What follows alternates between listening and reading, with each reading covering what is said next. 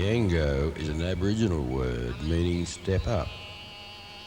Tribal lore is that Biami, the God and All-Father, is the supreme divinity among the tribes of southeastern Australia, and he dwells in the sky beside a great stream of water, the Milky Way, and he receives the souls of the innocent. Thunder is his voice, and he causes the rain to fall, making the whole earth green and fertile. For Biami is self-created, and has created everything from nothing.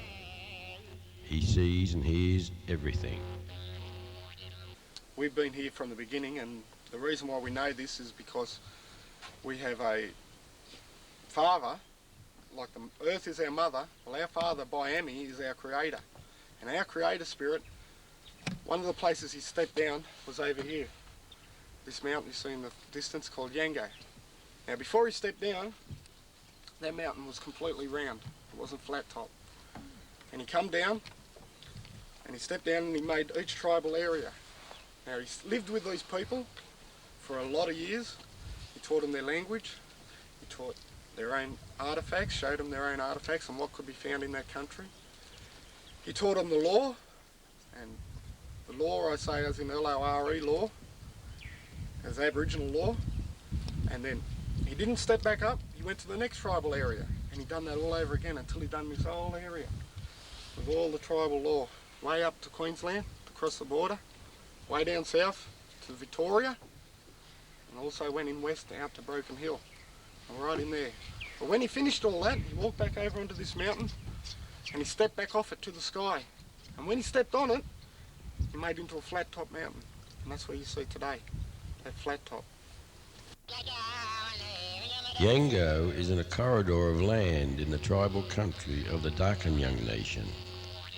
This country had boundaries with other distinct Aboriginal nations, the Daruk, the Gundungara, the Wiradjuri, the Kamilaroi, the Wonnarua and the Wabagal, with further access to nearby coastal peoples of the Worimi, Ku-ring-gai, and even as far as the Sydney Eora, along walking routes which form the old trade and communication network.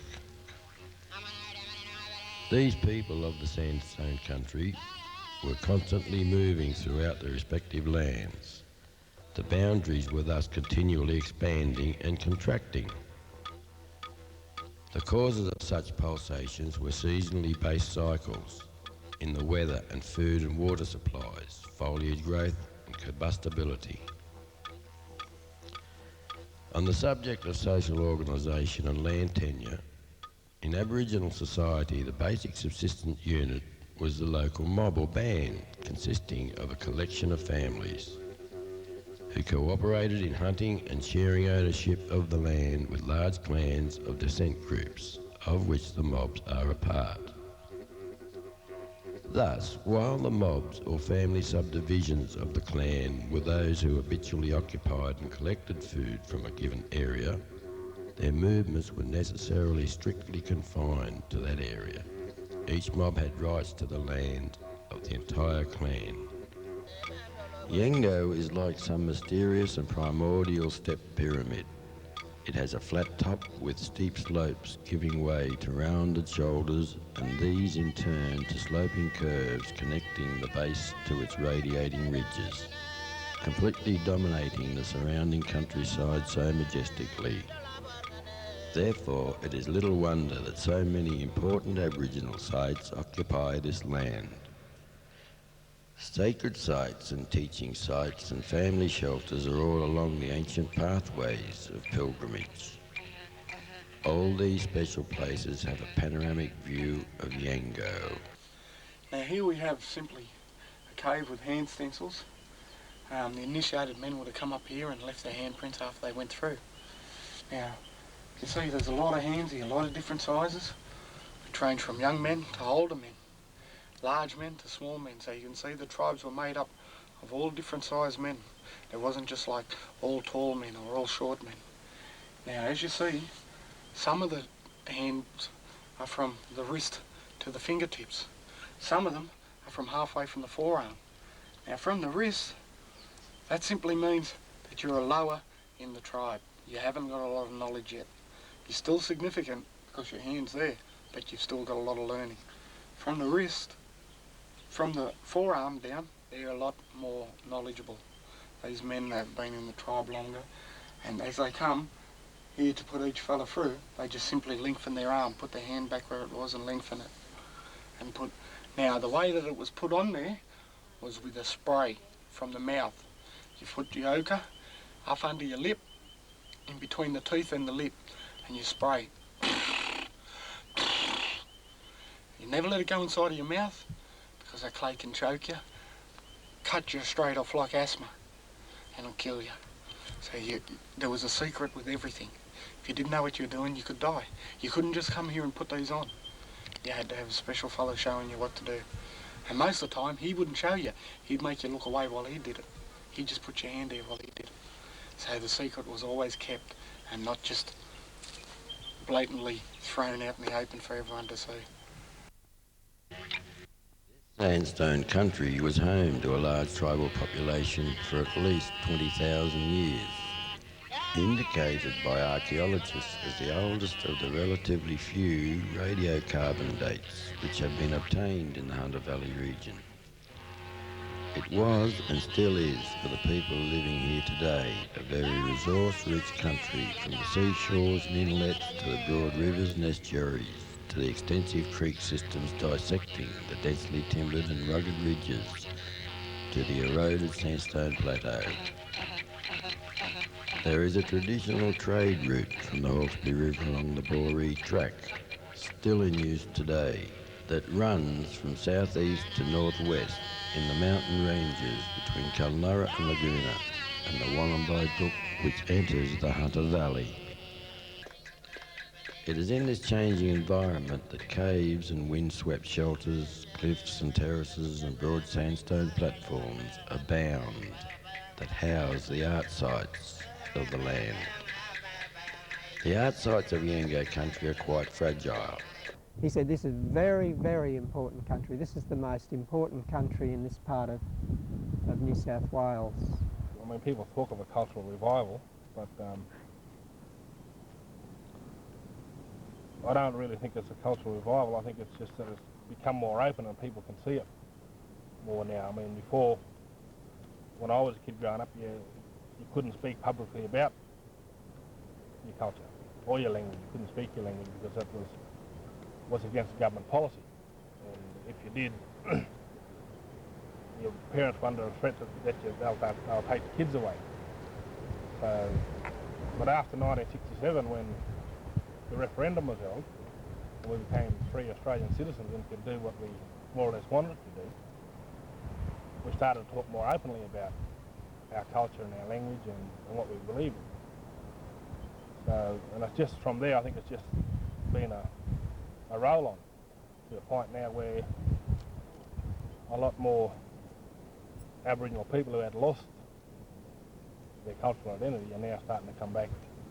But I reckon the most important aspect is the Aboriginal heritage up in this country, because of Yango and everything that Paul has taught me and what he knows far beyond that. Well, I mean, I say to people who want to go there, I mean, people say, oh, I'd love to go to the top of Yango, and I say, well, what for? They say, oh, for the view. I say, well, that is the view. You know, what you see from here, this is what makes this country so special, you know. And if you go up on the top of it, you can't see that. Because it's so sacred to us, I mean, we are not allowed to go there and climb it, unless we're going there for a special purpose. You know?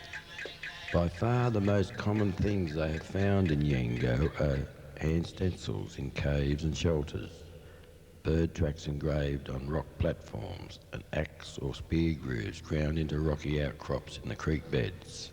The occasional large cave or rock platform will be adorned with images of people, animals and birds, fish and reptiles, mythological creatures and anthropomorphic or totemic figures, and spirit beings of clever men or shamanic personages.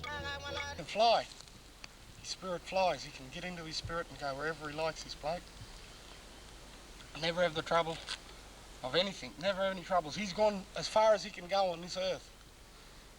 As you see why he's so wide. All his power's here, all his talking's here.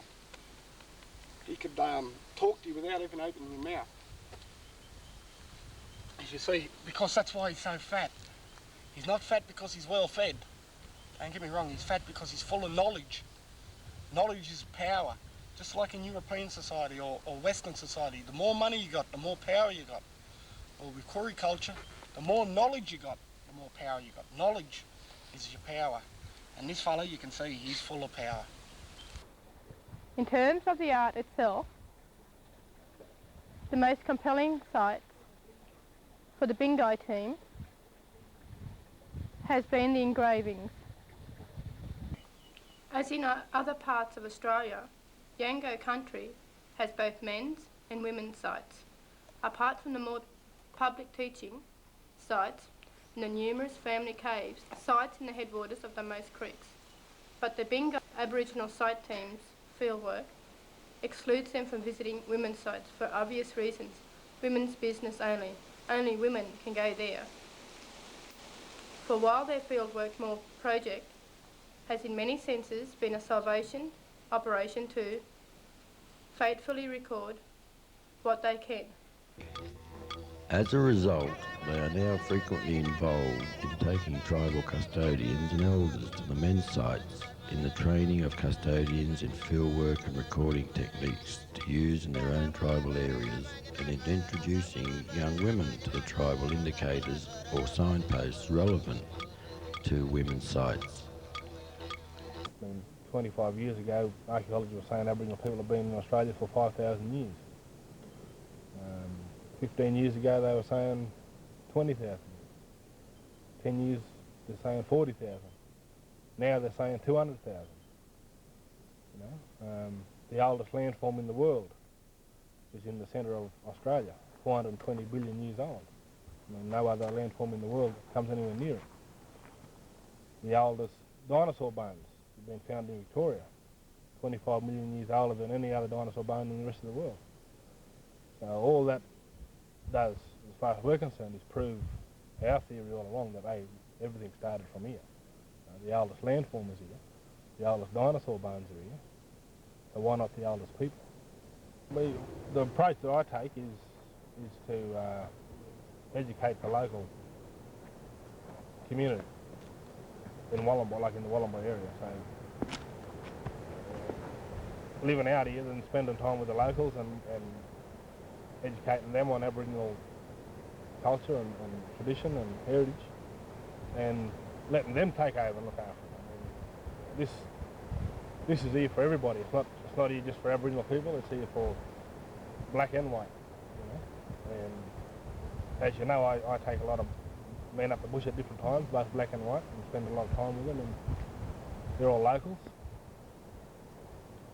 And the more they learn and the more they understand about our heritage, the more they take on the role of looking after it themselves. And I think that's, you know, it's the general community that's going to solve the problems that we have in preserving it. You know, not me or not the Aboriginal community, but everybody. So Yango not only equalled Uluru and other well-known Aboriginal sacred sites in its spiritual significance to its people, but it is also one of the most mysterious of all the Australian sacred sites. Though closer to civilization than most other sacred landmarks, but much less accessible, is Yengo, a basalt monolith standing so majestically in the middle of sandstone country, like an everlasting monument to Miami, the living spirit of the All-Father, always watching over his land and his people. Footprints following, footprints following, footprints pointing to you. Come from the north, from the west, from the east, come from the southlands too. There is the mountain, not just a mountain, home of the spirit men. Yango, Yango, step up to heaven, he watches us all since then. Footprints Footprints following, footprints showing the way. Over the foothills and up through the creek beds, gathering ochre to spray. Orange and brown, yellow and red, don't let it mix and spoil. White ochre too, we'll use it the old way, marking the walls like oils. Yango, Yango, welcome us back now, we have some young ones to show. Some of the secrets we learned as young men, round the green cycle goes. Open our eyes, all seen by Amy, open our minds to you.